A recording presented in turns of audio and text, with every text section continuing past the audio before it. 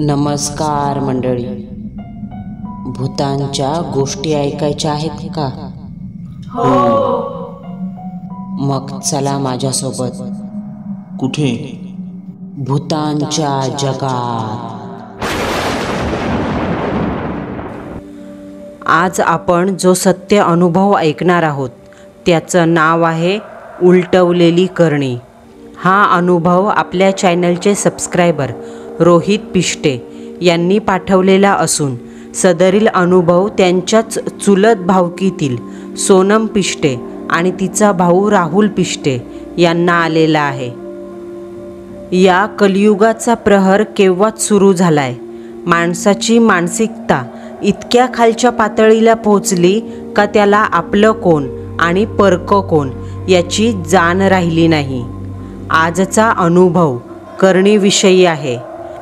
आजच्या या अनुभवात आपण पाहणार आहोत आपल्या रक्ताच्या नात्यातला माणूस स्वतःच्या स्वार्थासाठी आपल्याच माणसांचा कसा वैरी बनतो. काही माणसं स्वतःच्या चेहऱ्यावर चांगुलपणाचा मुखवटा लावून या जगात वावरतात. वरचेवर ही माणसं आपल्याला असं भासवतात, आम्ही तुम्हाला आमच्या परिवारातलं मानतो, स्वतःचं मानतो. आपल्याशी बोलताना नेहमी हसून बोलत असतात. तुमच्या घरात काही चांगलं झालं, नवीन फ्रीज घेतला, गाडी घेतली, घर घेतलं किंवा चांगली नोकरी लागली की ही माणसं घरी येऊन आपलं अभिनंदन करतात. यांच्या चेहऱ्यावरचा आनंद असा असतो ज्याच्यामुळं समोरच्याला वाटतं खरंच हा माणूस किती चांगला आहे. मागच्या जन्मी न जाणो कोणतं पुण्य केलं असावं ज्यामुळे अशी माणसं भेटली. पण खरं पाहता प्रत्येक गोष्टीला एकच बाजू नसते. आपल्या आजूबाजूला राहणारी माणसं वरचेवर ही माणसं चांगली वागत असली तरी त्यांच्या मनात एक आसुरी कपट लपलेलं असतं. तुमच्या यशामुळे त्यांचा जळफळाट होतो पण ते चेहऱ्यावर तसं दाखवत नाही. तुमचं कोणतंही चांगलं झालेलं काम यांच्या मनाला सतत खुपत असतं. यांना तुमचं सुख मुळात पाहावतच नसतं. आणि मग हळूहळू या ईर्ष्येची जळण्याची सीमा जेव्हा ओलांडली जाते तेव्हा होतो एका तामसिक अनिष्ट शक्तीचा जन्म, जिला म्हणतात करणी. मित्रांनो, जर एखाद्या व्यक्तीविषयी कोणाच्याही मनात अतिशय तीव्र तिरस्कार, द्वेष, राग, सूड घेण्याची तीव्र इच्छा निर्माण झाली असेल परंतु त्याच्यात प्रत्यक्ष कृती करण्याची क्षमता नसेल तेव्हा अशा हतबल व्यक्ती त्यांच्या भावना करणीसारख्या कृतीतून व्यक्त करतात. अशीच एक सत्य घटना पिष्टे कुटुंबासोबत घडली. वर्ष 2001. स्थळ डोंबिवली. सोनम हेमचंद्र पिष्टे हिची नुकतीच हिमॅटोलॉजिस्ट पदावर निवड झाली होती. तिच्या परिवारात हेमचंद्र म्हणजे तिचे बाबा लहानपणीच वारले होते. नवऱ्याच्या मृत्यूनंतर सोनमची आई कुसुम हेमचंद्र पिष्टे यांनी न खचता दुसऱ्याच्या घरी धुणी भांडी करून मुलांचं शिक्षण सुरू ठेवलं. मोठ्या कष्टांनी त्यांनी संसाराचा गाडा पुढे सरकवला. सोनम यांचा भाऊ राहुल हेमचंद्र पिष्टे एक टॅक्सी चालक होता. सोनमचं कुटुंब डोंबिवलीमधील एका झोपडपट्टीमधल्या चाळीत राहायचं. त्याच चाळीत सोनमचा सख्खा मामा आणि त्याचा परिवार राहत होता. सोनम आणि तिचा भाऊ राहुल दोघांनीही चिकाटीने पै गोळा करून 2001 डोंबिवलीमध्ये एका नव्या बिल्डिंगमध्ये फ्लॅट घेतला. कुसुमबाईंना आपल्या मुलांवर फारच गर्व होता कारण त्यांची इतकी वर्ष कष्ट केल्याची मेहनत वाया गेली नव्हती. तिचं फळ मुलांमार्फत मिळत होतं. 2001 फ्लॅट घेतला आणि आठवड्याभरातच तिथे शिफ्ट झाले. सोनम आणि तिचा भाऊ राहुल दोघेही दिवसभर कामावर असायचे. दोघे कामाला जायला लागले तेव्हाच त्यांनी आईला स्पष्ट सांगितलं, आता तुला कामं करायची गरज नाही, तू घरीच राहा. फ्लॅटमध्ये शिफ्ट होऊन यांना महिना झाला होता. दिवसभर दोघे भाऊ बहीण कामानिमित्त बाहेर असायचे आणि फ्लॅटमध्ये आई एकटीच असायची. त्यामुळे सोनमची मामी अधेमध्ये आईला भेटायला येत असे. तेवढाच कुसुमबाईंना विरंगुळा. सोनमच्या मामा मामीला पोरांच्या कर्तृत्वाचं आणि जिद्दीने मोठं झाल्याचं खूप कौतुक होतं. सारं काही सुरळीत सुरू होतं. पण देव जाणो कुठे माशी शिंकली आणि यांच्या घराला कोणाची तरी नजर लागली. एवढ्या मोठ्या फ्लॅटमध्ये कुसुमबाई एकट्याच असायच्या म्हणून की काय, पण आता त्यांना जरा चित्रविचित्र भास व्हायला लागले. खूपच वेगवेगळे अनुभव यायला लागले. पोरं घरी आल्यावर कुसुमबाई आलेले अनुभव त्यांना ऐकवत असायची. जे ऐकून पोरांना खाली दिमाग शैतान का घर असं वाटायचं. तसे ते आपल्या आईला समजावून सांगायचे. खरंच प्रथम त्यांचा या गोष्टीवर विश्वास बसला नाही. पण जेव्हा त्यांनासुद्धा हळूहळू अनिष्ट शक्तींचं दर्शन घडलं तेव्हा मात्र त्यांचा विश्वास बसायला सुरुवात झाली. अशातच एके दिवशी सोनम आणि राहुल दोघेही नेहमीसारखे कामावर निघून गेले. कुसुमबाई फ्लॅटमध्ये एकट्याच होत्या. बिल्डिंग नवीनच बांधून झाली होती आणि बिल्डिंगची जी विंग होती त्या विंगमध्ये फक्त त्यांचा एकच फ्लॅट होता. बाकी पूर्ण विंग रिकामी होती. ज्यामुळे कुसुमबाईंना फ्लॅटमध्ये बोर व्हायला नको म्हणून वेळ घालवण्यासाठी TV आणि केबल कनेक्शन घेतलं होतं. दुपारचे 1:30 वाजले होते. कुसुमबाई TVवर कोणता तरी मराठी प्रोग्राम पाहत होत्या. TVवर दिसणारे चलचित्र आणि TVतून निघणारा तो आवाज फ्लॅटमध्ये आणि बाहेर जिन्यावरून भूतासारखा धावत पूर्ण विंगमध्ये गुंजत होता. त्या आवाजाने ती विलक्षण शांतता डिवचली जात होती.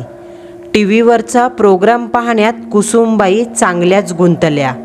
या भौतिक जगापासून काही क्षण का असेना पण त्यांचा संबंध तुटला. डोळे TVवर खिळले होते आणि इतकं एकटक TV पाहता पाहता कधी त्यांचा डोळा लागला त्यांनाही कळालं नाही. हॉलमध्ये सोफ्यावर बसलेल्या कुसुमबाईंच्या मागे एक दरवाजाची उघडी चौकट होती. त्या चौकटीतून किचनमध्ये घेऊन जाणारी एक छोटीशी 10-15 पावलांची गल्ली होती. त्याच गल्लीत अंधारात काहीतरी उभं होतं. उंचीने 6 फूट. शेवाळी हिरव्या रंगाची कातडी होती. बेडकासारखे बटबटीत लालसर डोळे आणि त्यात एक वाकडी तिकडी काळसर चीर. जबडा विचकून ते कुसुमबाईंच्या पाठमोऱ्या आकृतीला पाहत होतं. त्याच्या विचकलेल्या जबड्यातून ते तीक्ष्ण असे 4-4 इंच लांबीचे धारदार पौलादी दात बाहेर आले होते. जबड्यातलं लालसर रक्ताळलेलं मांस आणि सापासारखी काळ्या कातीची 5 इंच लांबीची जीभ. असं हिडीस रूप कुसुमबाईंवर पाठीमागून हल्ला चढवणार तोच. भांडं पडल्याच्या आवाजाने कुसुमबाईंना जाग आली. अशा अभद्र पडलेल्या स्वप्नामुळे कुसुमबाईंचं पूर्ण शरीर घामाने डबडबलं. कुसुमबाई जरा सावध होऊन बसल्या. असं म्हणतात की निसर्गामार्फत मानवी शरीराला काही शक्ती प्रदान झाल्या आहेत.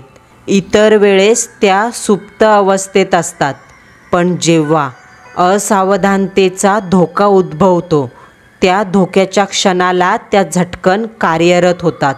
तसंच कुसुमबाईंना सुद्धा बसल्या बसल्या खरंच आपल्या मागे कोणीतरी असल्याची तीव्रपटीने जाणीव होऊ लागली. टीव्हीवरच्या चलचित्रावरून लक्ष विचलित झालं. डोळे डावीकडून उजवीकडे फिरले. आपल्या मागे कोणीतरी उभं असल्याची तीव्रपटीने जाणीव होऊ लागली. इतकंच नाही तर त्याचं अस्तित्वसुद्धा जाणवत होतं.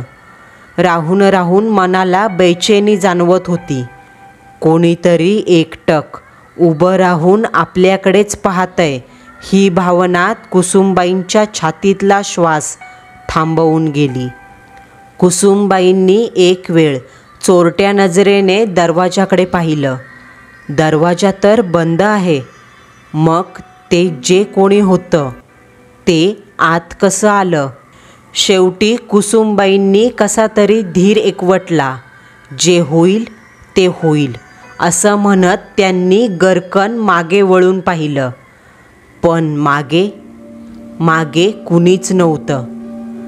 किचनची पूर्ण खोली कुसुमबाईंना त्यावेळी 10 सेकंदाकरता का होईना पण पूर्णतः काळ्याकुट्ट अंधारात बुडालेली दिसली.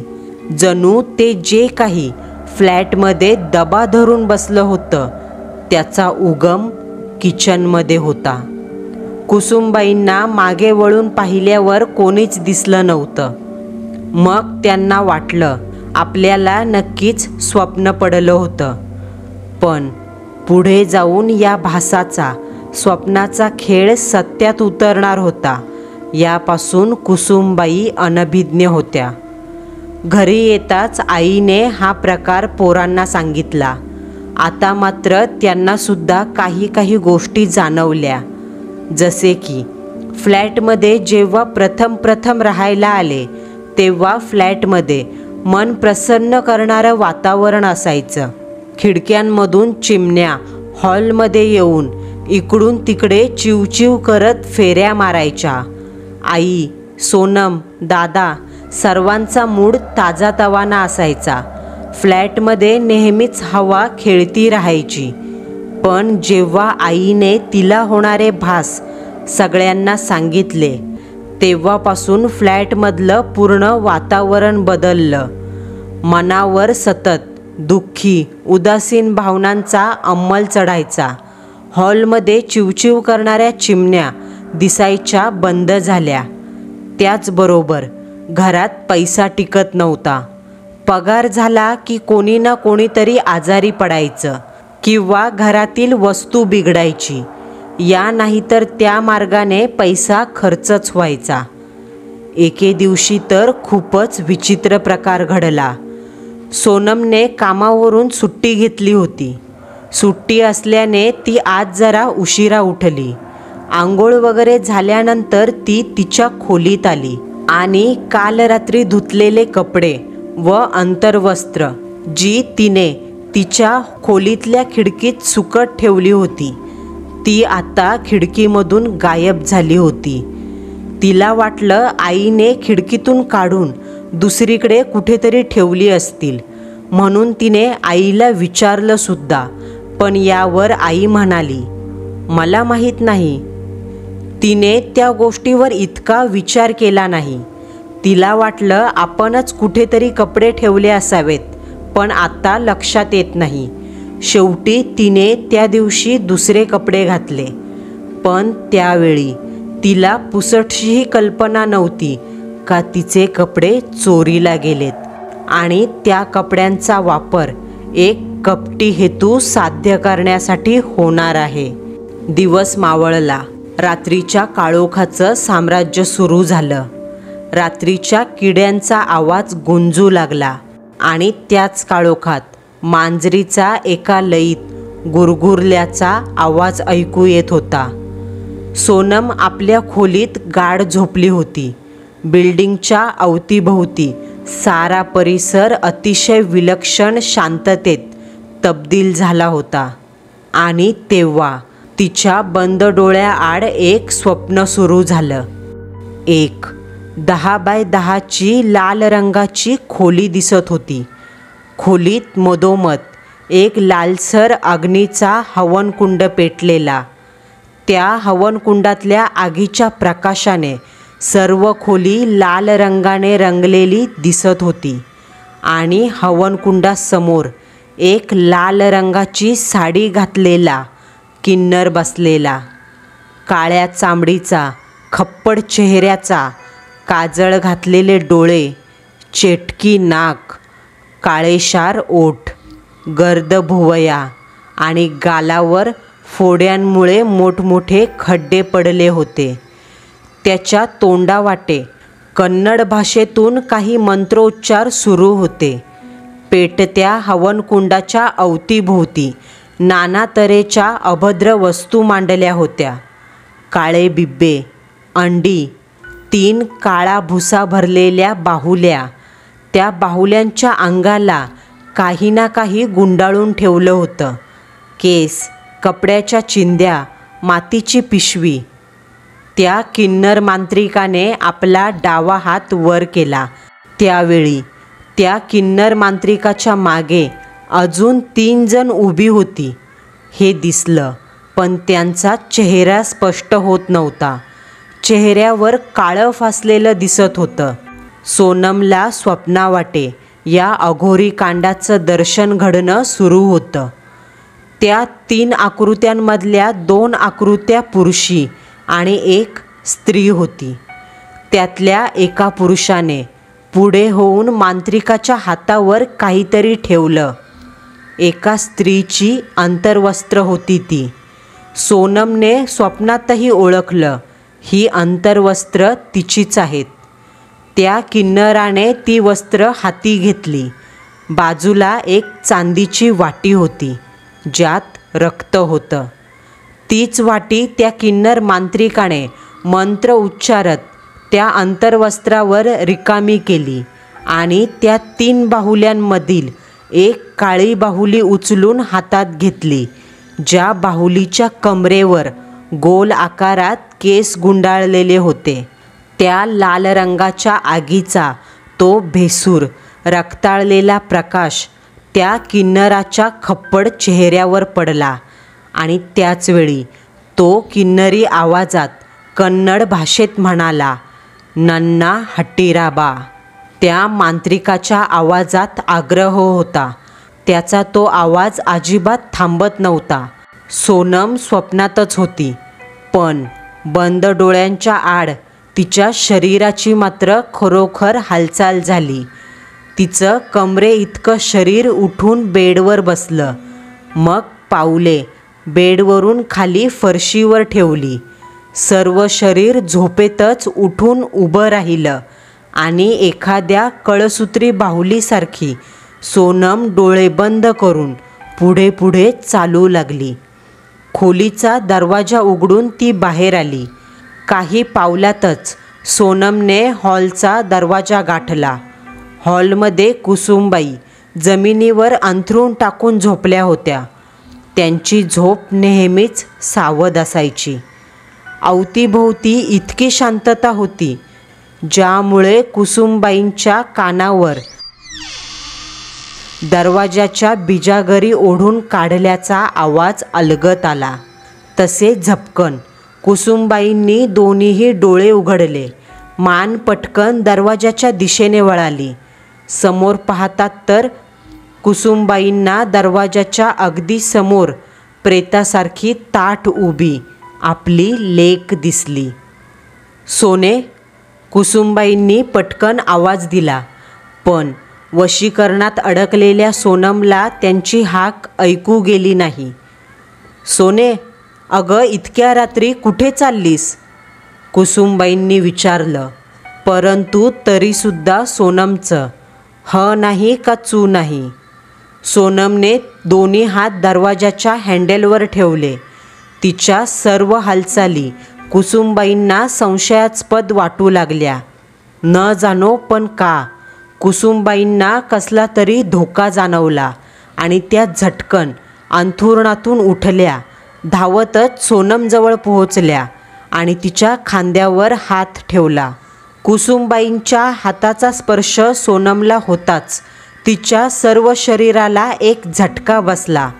वशीकरण ताड ताड करत तुटलं. आणि त्या क्षणी दरवाजाच्या बाहेरून एक तीव्र स्वरातली घृणास्पद गुरगुर ऐकू आली, जसं की दरवाजाच्या बाहेर काहीतरी भयंकर, हिंस्र, श्वापदापेक्षाही वरचढ असं कोणीतरी उभं होतं. जर सोनमने दरवाजा उघडला असता तर? विचारच किती भयंकर आहे. सोनमला घेऊन जायला न जाणो काय आलं होतं. हा विचार भयानक, हृदय पिळवटून टाकणारा होता. ती गुरगुर ऐकून कुसुम आणि सोनम दोघीही दरवाजापासून झटकन लांब झाल्या. कुसुमबाईंनी होती नव्हती तेवढी हिंमत गोळा केली आणि कशातरी मुलाच्या, राहुलच्या खोलीत आल्या. त्याला घेऊन बाहेर आल्या. राहुल येताच दरवाजाबाहेर जे काही उभं होतं ते धूम ठोकून पळालं. कारण जिन्याच्या पायऱ्यांवरून तो पावलांचा, धावण्याचा भयंकर आवाज त्या तिघांनीही स्पष्ट ऐकला होता. राहुलला वाटलं चोर आले की काय. तसा त्याने पोलिसांना फोन लावण्यासाठी फोन बाहेर काढला, पण कुसुमबाईंनी त्याला मध्येच अडवलं. थांब राहुल, फोन नको लावूस. बाहेर चोर नाही, काहीतरी वेगळं आलं होतं. नक्कीच ते सोनमला घ्यायला आलं होतं. आता मला हळूहळू कळतंय, नक्कीच आपल्यावर कोणीतरी करणी केली आहे. कोणीतरी आपल्या वाईटावर उठलं आहे. कुसुमबाईच्या वाक्यावर राहुलला काहीच समजत नव्हतं. सोनमने लागलीच काही वेळा अगोदर पाहिलेलं ते स्वप्न आपल्या आईला आणि भावाला सांगितलं, जे ऐकून राहुलला सुद्धा जराशी भीती वाटली. कारण प्रत्येक गोष्टीची लिंक कुठे ना कुठेतरी जुळत होती. घरात येणारे विचित्र अनुभव एवढ्यावरच थांबले नाहीत. पुढच्या दिवशी पुन्हा एकदा मध्यरात्री सोनम तशीच झोपेतून उठली आणि तशीच चालू लागली. पण तिचं नशीब बलवत्तर, तिची आई जागीच होती. कुसुमबाईंनी लागलीच तिला पुन्हा बेडरूममध्ये आणलं आणि बाहेर येऊन दरवाजाला बाहेरून कडी घातली. काही वेळ कुसुमबाई दरवाजातच उभ्या होत्या आणि आतून दरवाजावर हलकेच डोकं आपटल्याचा आवाज ऐकू येत होता. दिवसेंदिवस पिष्टे कुटुंबियांच्या बाबत काही ना काही विचित्र घडत होतं. फ्लॅटमध्ये सर्व खोल्यांमध्ये तुटलेले केस सापडायचे, दूध फुटायचं, काल आणलेली भाजी दुसऱ्या दिवशी नासायची, फ्लॅटमध्ये गुदमरायला व्हायचं. कधी थंडी तर कधी खूप गरमी जाणवायची. दिवे लागायच्या समयी नेमके कावळे बाल्कनीत येऊन कावकाव करायचे आणि घरात पैसा म्हणून टिकतच नव्हता. जणू लक्ष्मी नाराज झाली होती. पिष्टे कुटुंबियांबाबत खूपच भयानक प्रसंग घडू लागले. प्रथम त्रास आणि मग शेवटला मार्ग स्वतःहून चालत त्यांच्या घरी आला. एके दिवशी कुसुमबाईंच्या जुन्या घराच्या बाजूला राहणाऱ्या एक गुजराती म्हातारी आजी कुसुमबाईंच्या फ्लॅटवर आल्या.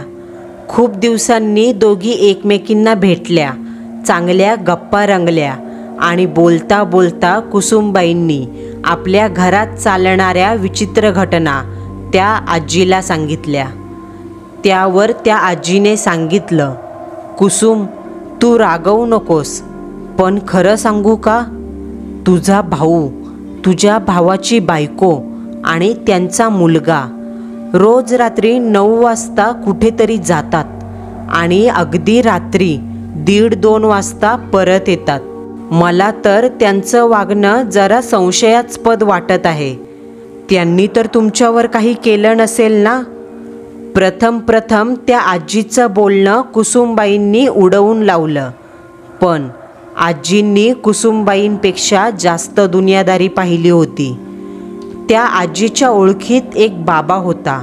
शेवटी एक चांगला दिवस ठरवून दोघीही बाबाच्या घरी गेल्या. बाबांनी त्या कुसुमची हकीकत आणि आजीची हकीकत ऐकली आणि त्यांना आठवड्याभराने पुन्हा यायला सांगितलं. आठवडा उलटून गेल्यावर कुसुमबाई आणि आजी पुन्हा बाबांकडे आल्या. तेव्हा बाबांनी जे सांगितलं ती माहिती खरंच रक्ताच्या नात्याला काळिमा फासणारी होती. बाबांनी सांगितलं, तुमच्या कुटुंबावर एक घातक करणी केली आहे. करणी करणारे तुमच्या नात्यातले आहेत. तुमचा भाऊ, वहिनी आणि त्यांचा मुलगा. हळूहळू तुम्हाला त्रास देऊन तुमच्या तिघांचा काटा काढायचा आहे, हा त्यांचा हेतू आहे. आणि कदाचित या पाठीमागे कारण असावं तुमची प्रगती. एकाच चाळीत राहून तुमची मुलं पैशाला लागली, स्वतःचं घर घेतलं आणि त्यांची गरिबी हटत नाही म्हणून त्यांनी जळू भावनेने एका कन्नड किन्नर मांत्रिकामार्फत ही करणी चालवली आहे. जर वेळेतच यावर उपाय केला तरच तुम्ही सुटाल, नाहीतर एक दिवस तुम्ही सांगितल्यानुसार तुमच्या मुलीने जर कधी दरवाजा उघडला तर दुसऱ्या दिवसाला सुतक लागलंच समजा. त्या बाबांच्या वाक्यावर कुसुमबाई घाबरल्या आणि त्यांनी या संकटावर काय उपाय आहे का हे विचारलं. बाबा म्हणाले, ही करणी साधीसुधी नाही, म्हणूनच यावर कायमचा तोडगा काढावा लागेल. तो म्हणजे ज्याची करणी त्याच्यावर उलटवणे. पण आपण का एकदा ही करणी उलटवली का तुझ्या भावाचं, वहिनीचं आणि त्याच्या पोराचं हाल होतील. जिवंतपणी त्यांना नरक यातना भोगाव्या लागतील. जितकं तुम्ही सोसताय त्यापेक्षा जास्त सोसावं लागेल. त्यामुळे करणी उलटवायला तुझी परवानगी आहे का? आणि नसेल तर मग तुमचा मृत्यू अटळ आहे. बाबांच्या वाक्याला होकारार्थी दुजोरा देण्याशिवाय कुसुमबाईंकडे कोणताही पर्याय नव्हता, कारण शेवटी पोटच्या पोरांचा प्रश्न होता. कुसुमबाईंनी बाबाला होकार कळवला. बाबांनी प्रथम त्यांच्याकडून काही दक्षिणा घेतली, कारण दक्षिणा घेतल्याशिवाय फळ येत नाही हा रिवाज असतो. आणि कुसुमला सांगितलं, या अमावस्येला मी करणी उलटवेल तेव्हा तुमच्या घरात काहीतरी फुटेल. काचेचा आरसा, फोटो, घड्याळ किंवा मग एखाद्या भिंतीला तडा जाईल. जर यातलं काहीही झालं तर समजून जा ती नकारात्मक शक्ती तुमच्या घरातून निघून गेली. आणि हो, दुसऱ्या दिवशी सकाळ सकाळ घराचा कोपरा न कोपरा स्वच्छ करायचा. बाबांना हात जोडून कुसुमबाई आणि आजी आपापल्या घरी निघून आल्या. ठरल्याप्रमाणे अमावस्येला कुसुमबाईंच्या फ्लॅटमध्ये असलेलं फिश टँक आपोआप फुटलं. सर्व मासे तडफडून मेले. हा करणी उलटवल्याचा संदेश होता. दुसऱ्याच दिवशी कुसुमबाईंनी सर्व घर साफ केलं. तेव्हा त्यांना किचनमध्ये गॅसखाली एक तपकिरी रंगाचा टाचण्या टोचलेला लिंबू मिळाला, जो पाहिल्यावर कुसुमबाईंना आठवलं, महिन्याभरापूर्वी तिची वहिनी घरी आली होती आणि तिने हट्टाने किचनमध्ये एकटीने येऊन सगळ्यांसाठी चहा केला होता. याचाच अर्थ तेव्हाच तिने हा लिंबू सहसा नजर जाणार नाही अशा ठिकाणी ठेवला. करणी उलटवल्यानंतर कुसुमबाईंच्या घरातील वातावरण पुन्हा एकदा प्रसन्न झालं. सर्व काही पहिल्यासारखं झालं. पण काही महिन्यानंतरच त्यांचा भाऊ हृदयविकाराचा झटका येऊन दगावला. त्यांच्या वहिनीला लकवा मारला. तीसुद्धा 3-4 महिन्याच्या फरकाने दगावली आणि त्यांच्या मुलाला वेड्याचे झटके आले. तो ठाण्याच्या वेड्याच्या हॉस्पिटलमध्ये अजूनही आहे. तर मित्रांनो, म्हणूनच कधी कोणाचं वाईट पाहू नये, वाईट करू नये, कारण सर्वांचा करता करविता हे सर्व पाहत असतो आणि योग्य वेळ आली का प्रत्येकाला आपापल्या कर्माची फळं देत असतो. ही करणी काढून कशी उलटवली ही हकीकत कुसुमबाईंनी कालांतराने त्यांच्या मुलांना आपल्या अंतिम क्षणाला सांगितली आणि त्यानंतर काही काळाने कुसुमबाईंनी जगाचा निरोप घेतला. मंडळींनो, आपला आजचा सत्य अनुभव तुम्हाला कसा वाटला हे कमेंट बॉक्समध्ये कळवायला विसरू नका. पुन्हा भेटू. नवा सत्य अनुभव, नवा थरार.